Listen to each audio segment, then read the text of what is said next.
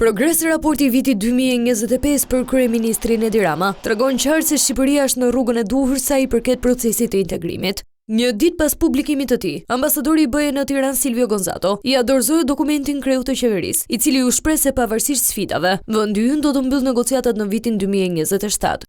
Shqipëria është në rrugën e duhur për të përmbyllur teknikisht negociatat brenda vitit 2027.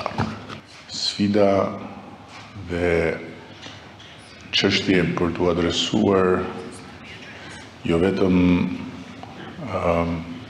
në mënyrë sasiore, por edhe në mënyrë cilësore në çdo hap. Dhe natyrisht që raporti i progresit është një gotë e mbushur për gjysmë. Në konferencën e përbashkët, Gonzato vlerësoi punën e bërë, por solli në vëmendje që kërkohet jo vetëm shpejtësi, por edhe cilësi në reforma.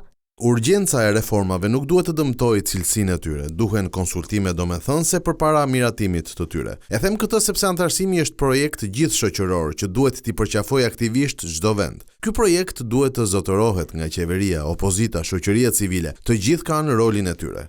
Për të përmbushur sakt çdo detyrë, diplomati Brukselit e vuri theksin tek bashkëpunimi mes palëve politike. Kuvendi ka një rol kyç për të luajtur dhe thirrja ime është të kemi dëshirën dhe mundësinë të luajnë rolin e tyre dhe të japin kontributin e tyre në këtë proces të reformave. Na duhen debate të shëndetshme dhe kritike. Duhet të jepet mundësia që qytetarët të kuptojnë reformat dhe ndikimet që do të kenë në jetën e tyre. Ndërkaq, propozimin e komisioneres për zgjerimin Marta Kos, që vendet kandidate të përfshihen si anëtare për një periudhë prove, u mbështet nga kryeministri Edi Rama. Madje sqaroi se ai vetë ka dhënë një ide të tillë më parë. Këtë ide e kam hedhur vetë shumë vite përpara dhe e kam përsëritur sa herë më çdo mundësia. Ne duam të ulemi në tryezë si të barabartë. Gjatë fjalës së tij, ironizoi dhe ata që më herët kanë kritikuar punën e qeverisë gjatë procesit të integrimit. Kështu që ndjehuni mirë që të gjithë qofshin mbështetës, qofshin kundërshtar të kësaj qeverie, sepse kjo qeveri ka bërë detyrat edhe për mbështetësit dhe për kundërshtarët.